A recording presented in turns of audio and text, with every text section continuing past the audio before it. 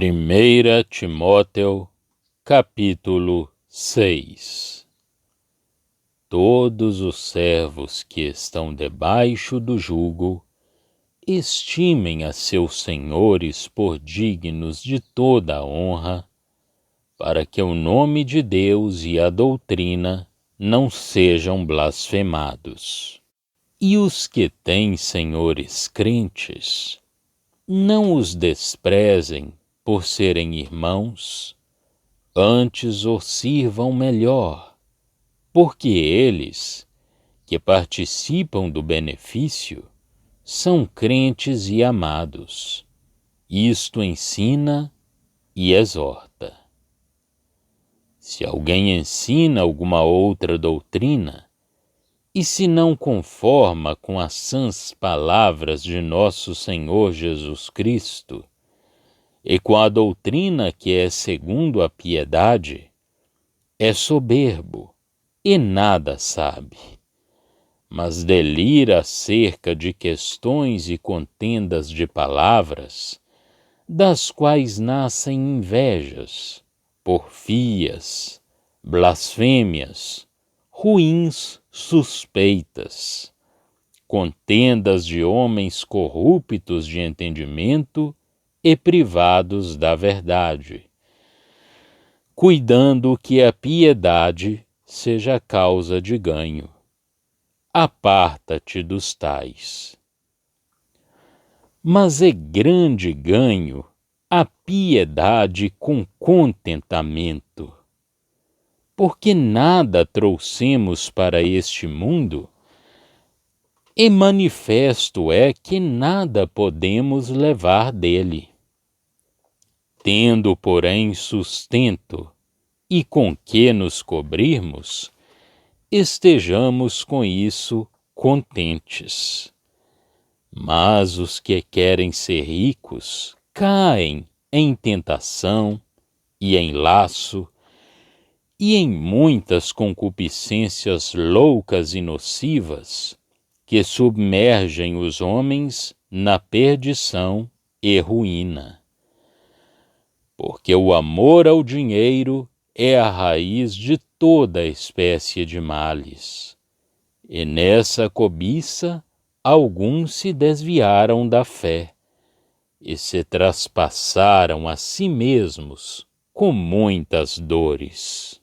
Mas tu, ó homem de Deus, foge destas coisas e segue a justiça, a piedade, a fé, o amor, a paciência, a mansidão. Milita a boa milícia da fé. Toma posse da vida eterna, para a qual também foste chamado, tendo já feito boa confissão diante de muitas testemunhas. Mando-te diante de Deus, que todas as coisas vivifica, e de Cristo Jesus, que diante de Pôncio Pilatos deu o testemunho de boa confissão. Que guardes este mandamento sem mácula e repreensão, até a aparição de nosso Senhor Jesus Cristo,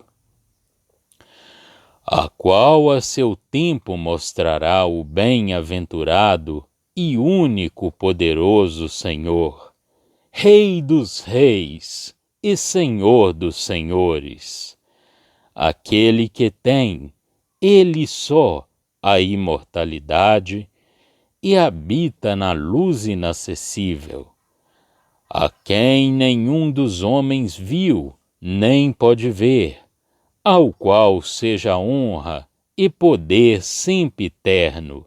Amém.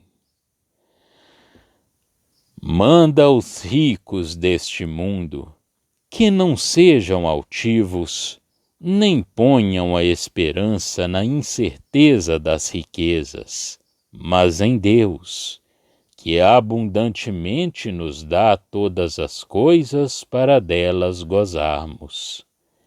Que façam bem, enriqueçam em boas obras, repartam de boa mente e sejam comunicáveis, que entesourem para si mesmos um bom fundamento para o futuro, para que possam alcançar a vida eterna.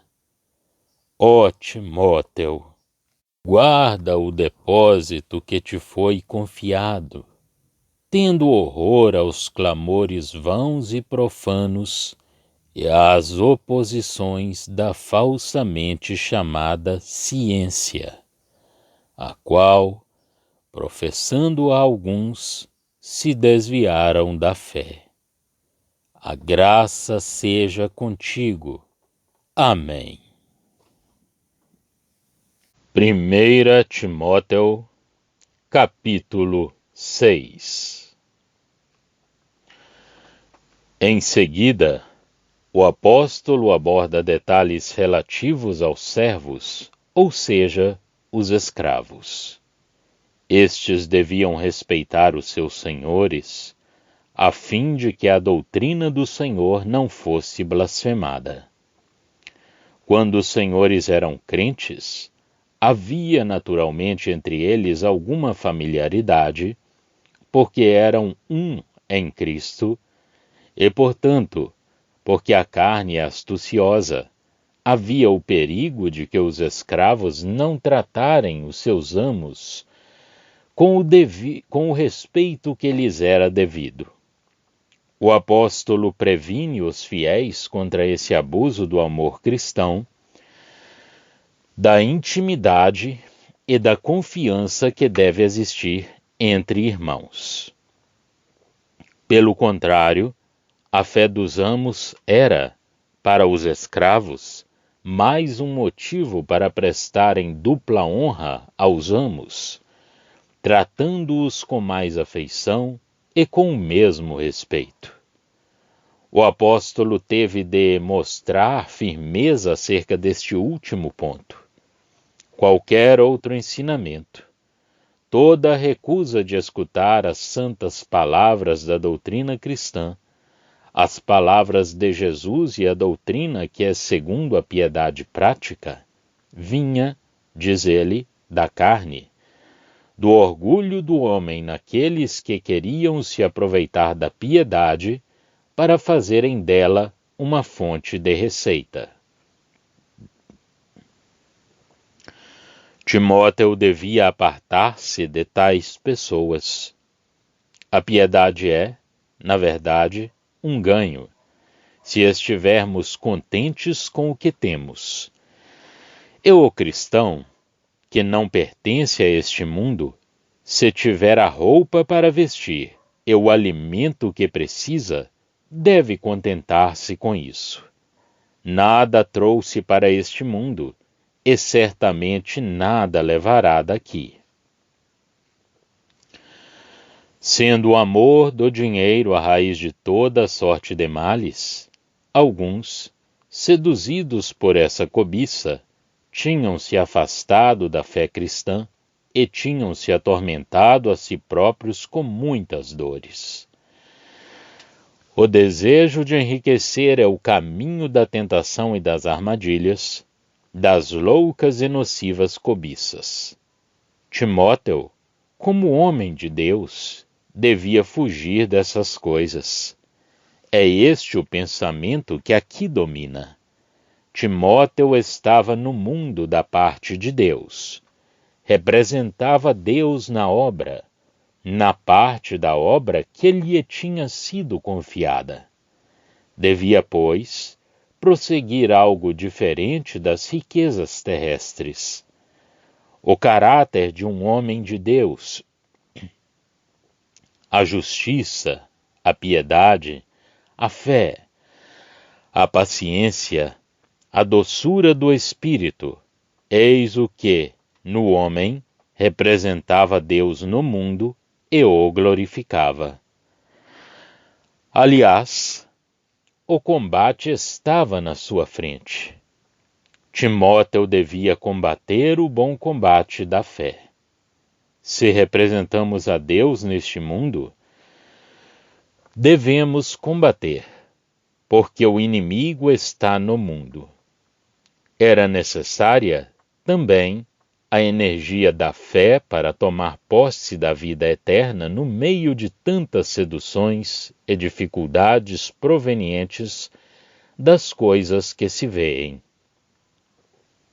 De resto, Deus tinha chamado Timóteo para isso mesmo, e Timóteo tinha feito uma bela confissão diante de muitas testemunhas. Em último lugar, Paulo, da maneira mais solene, o exorta perante Deus, fonte de vida para todas as coisas, e perante Cristo Jesus, que igualmente deu o seu testemunho perante as autoridades deste mundo sem hesitar, colocando-o sob a responsabilidade de guardar o mandamento imaculado, irrepreensível, até a manifestação de nosso Senhor Jesus Cristo. Notaremos que nesta epístola, Paulo não falou dos privilégios da igreja, mas somente de responsabilidade desta. Também não fala aqui da sua ascensão, mas sim da sua manifestação. Então, cada qual recolherá os frutos da fidelidade ou da falta à fidelidade e estará no seu lugar na glória visível, segundo o que tiver sido a sua obra. Todos são semelhantes a Cristo, todos entram na sua glória, mas o assentar-se à sua direita ou à sua esquerda, no seu reino, é a porção daqueles para os quais está preparada por seu Pai. E o Pai confere segundo a obra que concedeu a cada um realizar, tendo-lhe dado a capacidade de a cumprir, embora, na sua graça, ele a considere como sendo a nossa própria obra. O próprio Cristo é considerado aqui como sendo o homem fiel. Verso 13. Que Deus manifestará em glória diante de todas as criaturas no dia predeterminado em seus desígnios. Tudo aqui é responsabilidade perante o mundo, ou então glória como resultado dessa responsabilidade. O Deus Supremo, invisível, é mantido na sua majestade e apresenta o Senhor Jesus na criação como sendo o seu centro, aquele em quem assenta sua glória, aquele que habita na luz inacessível, o qual, na sua essência divina, o homem nunca viu nem pode ver. Este caráter da epístola é muito notável. Em nenhuma outra parte se encontra assim apresentada a majestade inacessível de Deus como Deus. O seu caráter e a sua manifestação constituem muitas vezes o assunto do ensino que nos é ministrado. Aqui só ele possui essencialmente a imortalidade. Habita na luz inacessível. É para sempre invisível aos olhos dos homens. Somente ele detém o poder. Domina sobre todos os que reinam. E Deus, na abstração da sua essência, na própria imutabilidade do seu ser, nos direitos da sua majestade, velado para todos os homens. Ora, Cristo será o centro da glória visível. Ele tinha parte na glória divina ainda antes do mundo existir. Na natureza humana da qual ele participou, manifesta essa glória, que é tornada visível nele, e faz com que os seus participem da sua alegria e de tudo o que ele possui como homem. Mas aqui sua manifestação é representada da parte de Deus, e isto para que todos o reconheçam. Ora, o que é colocado aqui perante nós é nossa responsabilidade e será manifestado nesse dia, na medida em que tivermos sido fiéis. Por muito fraca que seja a nossa parte de responsabilidade, é de Deus que nós somos os representantes sobre a terra. Tal é o Deus perante o qual nós temos de andar e do qual devemos respeitar a majestade, sem intermediários, tanto no nosso comportamento como nas nossas relações com tudo o que ele tem feito. O apóstolo termina sua exortação a Timóteo aconselhando-o a advertir os ricos que não pusessem a sua confiança na incerteza das riquezas, mas em Deus que dá ricamente todas as coisas para delas gozarmos. E sempre o Supremo Deus Criador que está diante de nós. Em contrapartida, deviam ser ricos de boas obras e sempre prontos a dar, ricos em disposições que tivessem valor. Deste modo, eles acumulariam, isto não é senão uma figura, um tesouro para o futuro. Deviam apreender o que é verdadeiramente a vida. O apóstolo repete a sua premente exortação a Timóteo que guardasse o que lhe tinha sido confiado, que fugisse dos falatórios vãos e profanos, mantivesse firme a verdade sã e santificante, e não tivesse nada a ver com a oposição da ciência humana, que pretende penetrar nas coisas divinas como se elas fossem do domínio do seu conhecimento. Foi isso o que causou a ruína de um grande número de indivíduos quanto à fé cristã.